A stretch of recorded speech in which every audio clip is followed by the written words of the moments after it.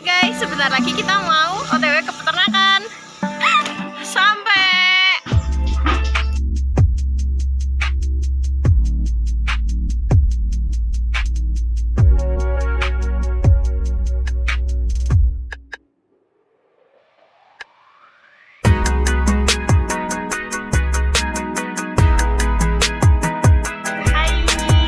Hai guys, sekarang kita udah sampai di peternakan bebek. Ayo masuk. Di sini dengan Bapak siapa?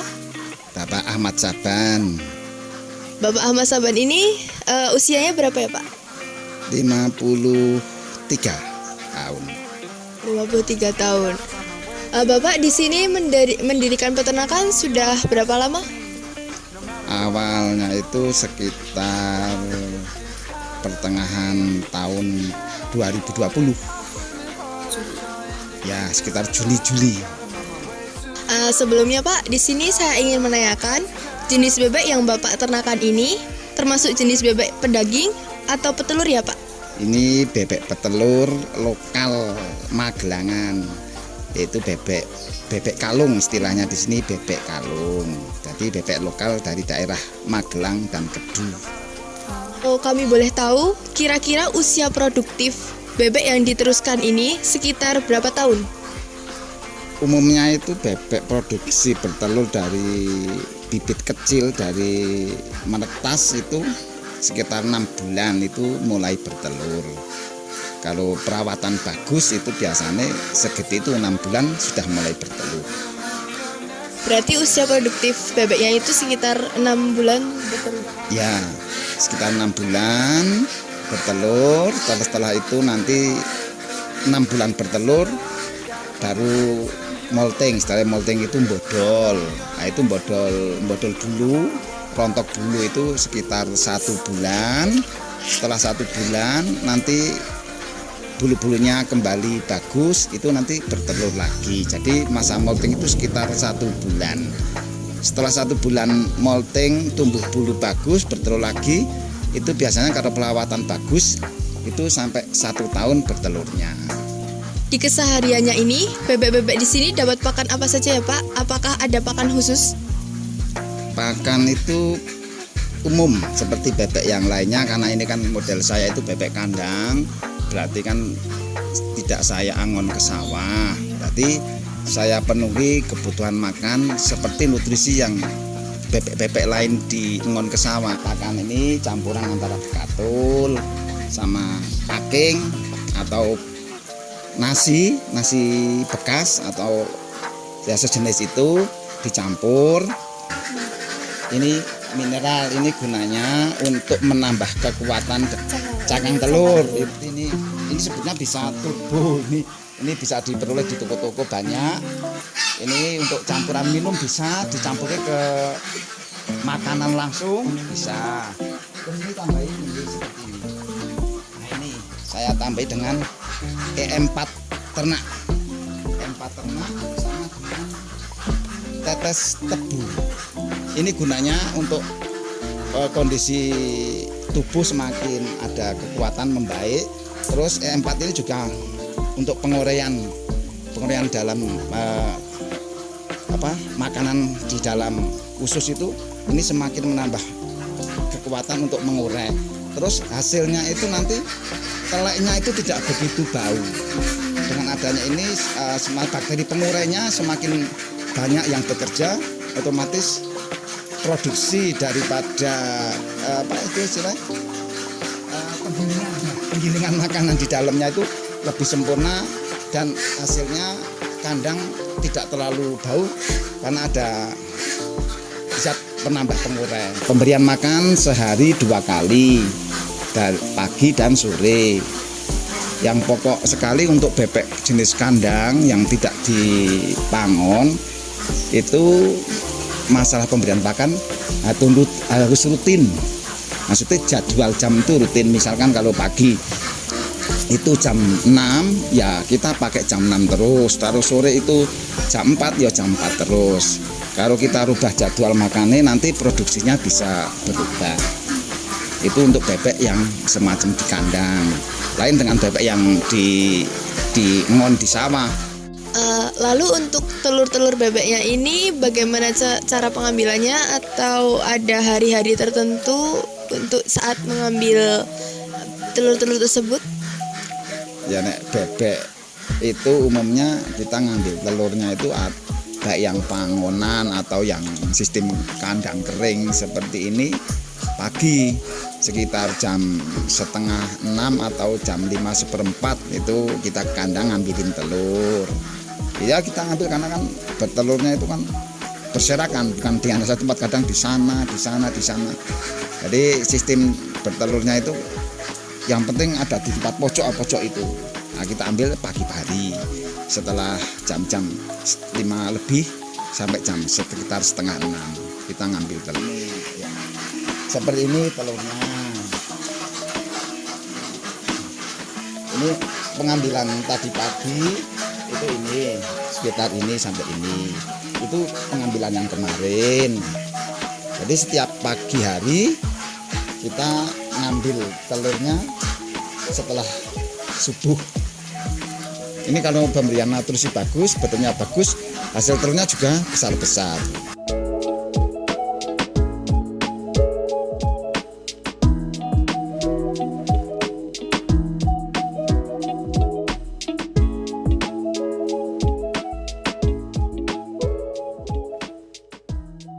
Jualan yang dilakukan Bapak dapat menutupi modal yang dikeluarkan?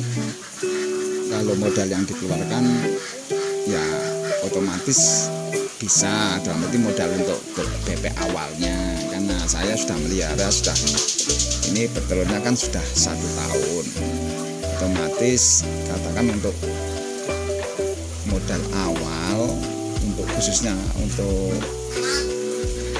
bibit bebek itu ya otomatis sudah. Tapi untuk yang lain ya karena itu seperti kandang itu kan memang ya tidak begitu banyak biaya. Kalau kandang itu kan seperti bambu juga kita punya sendiri. Pertanyaan selanjutnya, hasil dari peternakan Bapak ini akan diberikan kepada siapa ya? Apakah akan dijual di pasar atau akan disuplai ke tempat-tempat makanan?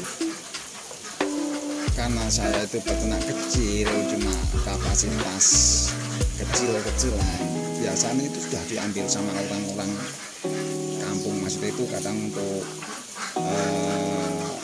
kebutuhan konsumsi masyarakat sekitar. Terus ada juga yang pesen untuk telur asin itu ada. Jadi sebetulnya kalau masalah penjualan telur bebek itu nggak begitu banyak kendala. Berarti pendistribusiannya di masyarakat sekitar saja ya Pak? Ya, masyarakat sekitar juga ada yang untuk telur asin itu mereka yang datang usaha sini. telur asin ambil sendiri ke sini. Lalu bagaimana Bapak mempromosikan peternakan Bapak ini? Kalau saya itu awalnya setelah bertelur itu karena kita ada medsos, ya saya masukkan ke Facebook, ke grup Facebook peternak bebek Magelang, itu kita foto telurnya, kita kasih nomor WA, udah banyak yang. Berarti memanfaatkan media sosial ya Pak ya? Ya. Baik Pak, kemudian untuk kesehatannya tersendiri, bagaimana pengecekan, apakah ada pengecekan rutin tiap bulan atau bagaimana, dan apakah bebek-bebek di sini diberikan vitamin khusus? Untuk bebek-bebek itu pada dasarnya semua hewan itu asalkan kondisi kandang itu bagus, dalam artian itu ya ada kena sinar matahari, ventilasi udara juga bagus. Nah, karena saya pakai istilah apa ya, barang yang ada di dusun. Ini Baik Pak, untuk pertanyaan selanjutnya, untuk memulai peternakan ini, kira-kira Bapak membutuhkan modal yang besar atau tidak ya? ya, kalau modal itu karena saya itu dulu itu cuma sekitar 100 ekor. Modal pertama ya lumayan dalam arti gini, 1 ekor dulu kan dulu saya dari kecil, dari istilah itu habis mecah dari telur itu dulu belinya itu sekitar 7.500, jadi 7.500 kali 100 itu untuk bibit. Kalau untuk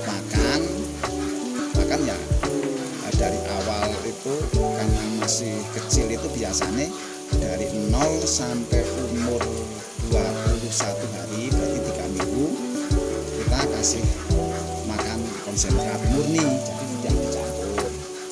Terus setelah 21 hari ke atas kita campur pakai bekatul sedikit, jadi perbandingannya mungkin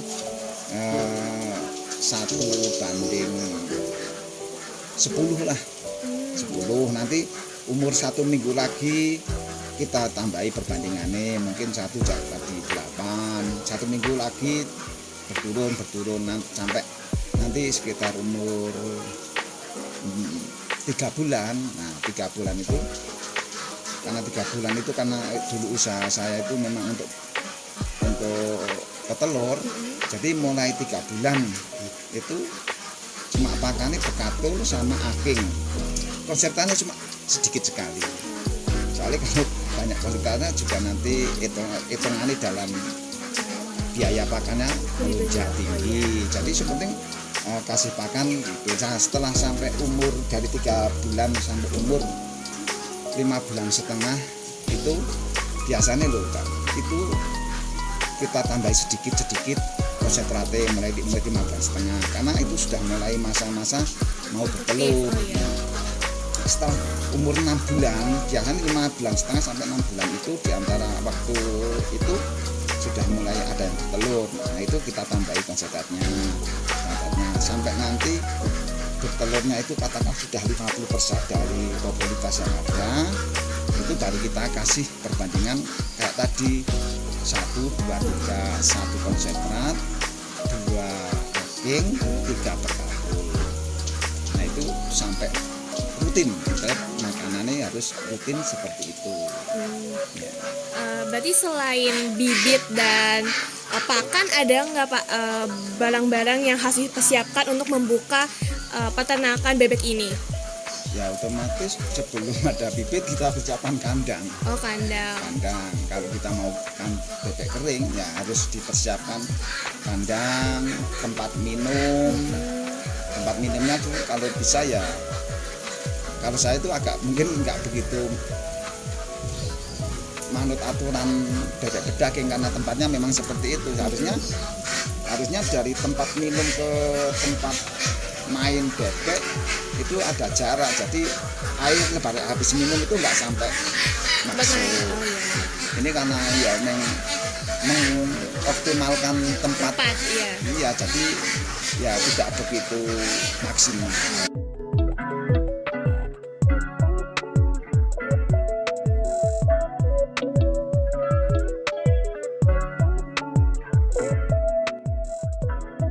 Waktunya telah meluangkan waktu untuk kelompok 6. Oh ya, saya juga terima kasih dari adik-adik SMA Negeri 1. Kelas berapa nih? Kelas 12. Oh, kelas 12 berarti kelas terakhir ya. Ini mau berkunjung ke desa, melihat potensi desa yang ada di Dusun Beguning, Desa Sukodadi, Kecamatan Bandungan.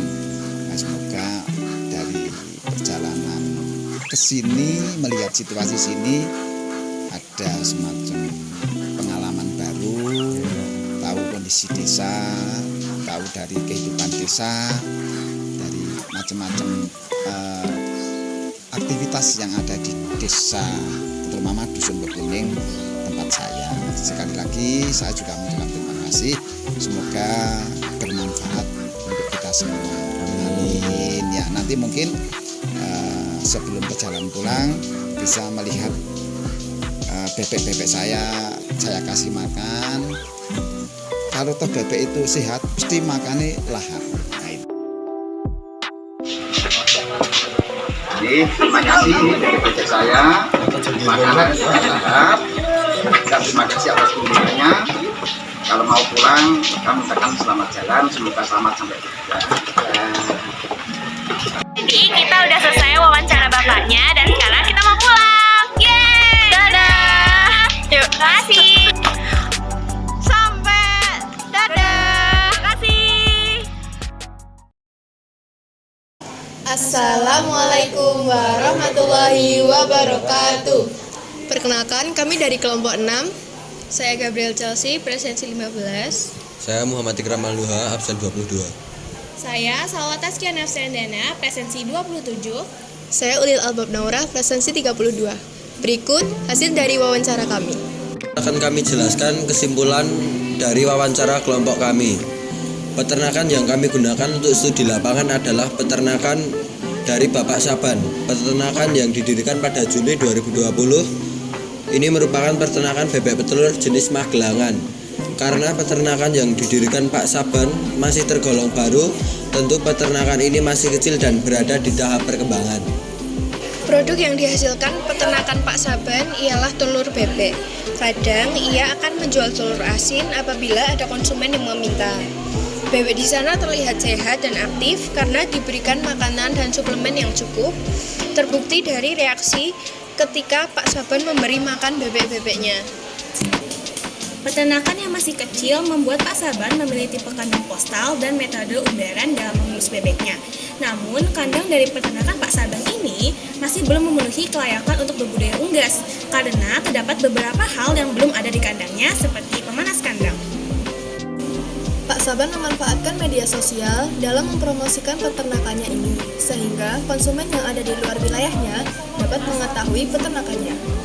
Modal yang dikeluarkan oleh Pak Saban juga tidak terlalu besar dan hasil dari peternakan ini cukup untuk menambah penghasilan Pak Saban dan keluarga. Selain itu, kami mengapresiasi keberanian Pak Saban dalam membuka peternakan masa COVID-19, di mana masa inilah perekonomian dan daya beli masyarakat turun. Tapi berbeda dengan Pak Saban yang memilih untuk membuka usaha peternak bebek. Kami harap peternakan Pak Saban dapat berkembang dan semakin membesar. Berikut ialah saran yang kami berikan untuk Pak Saban. Yang pertama, melihat peluang yang ada sebaiknya Pak Saban dapat melakukan kreasi baru dengan produk yang dihasilkan sehingga dapat menambah pendapatan dan keuntungan seperti memulai usaha telur asin yang tidak berdasarkan request pembeli. Selanjutnya, saran dari kami, kandang bebek sebaiknya dilengkapi agar sesuai dengan standar kelayakan kandang bebek, seperti diberi pemanasan kandang. Selain itu, saran dari kami sebaiknya letak kandang bebek diperluas jika memang masih banyak kegiatan yang dilakukan di tempat yang masih jadi satu dengan kandang, sebab bisa mengganggu kegiatan lain dan kurang bersih. Dari peternakan Pak Saban, kami menyadari bahwa Pak Saban masih menjemur baju di satu tempat dengan kandang. Jadi, menurut kami sebaiknya Pak Saban mempunyai tempat tersendiri untuk menjemur baju, sehingga baju tetap lebih higienis dan tidak terkena debu-debu dari bebek-bebek yang ada. Kemudian saran terakhir dari kami yaitu sebaiknya Pak Saban lebih memperluas konsumen. Jadi tidak terbatas dengan tetangga, keluarga, dan orang-orang yang bergabung dengan grup Facebook peternakan bebek. Seperti bisa memanfaatkan media sosial, membuat pamflet, dan memperluas jaringan. Sekian dari kami, kurang lebihnya mohon maaf.